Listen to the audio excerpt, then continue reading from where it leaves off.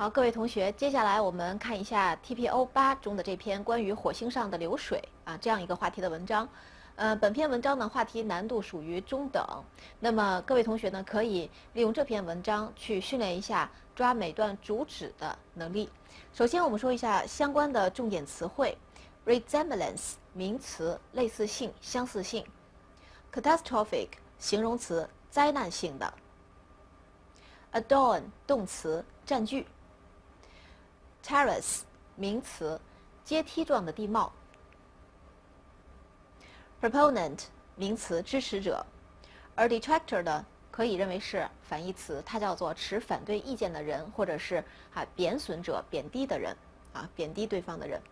好，那么还有就是 conceivably 这个副词呢，表示可理解的、可相信的、可想象的。inconclusive 这个形容词表示的是非确定性的、非结论性的。好，下边我们看一下难句的解析。好，那么这个句子呢，体现了两个点，一个就是抓主干。我们先来看前半句，说呢 detractor 反对者呢 maintain that 他们坚持认为说这样的地貌它的形成是由于呢 geological activity 地质的活动。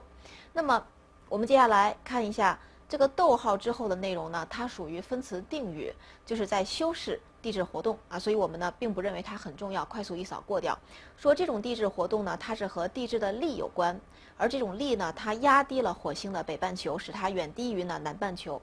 那么其实就是在说火星的地势呢是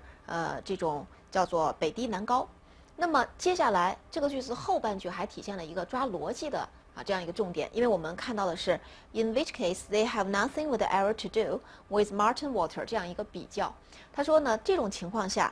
这种地貌的形成和火星上的水一点关系都没有。所以呢，本句两个点我们要抓住，一个就是这种比较的逻辑，另外一个呢就是逻辑下的点，也就是写这个句子的人认为呢，地貌的形成是地质活动导致的，而不是水导致的。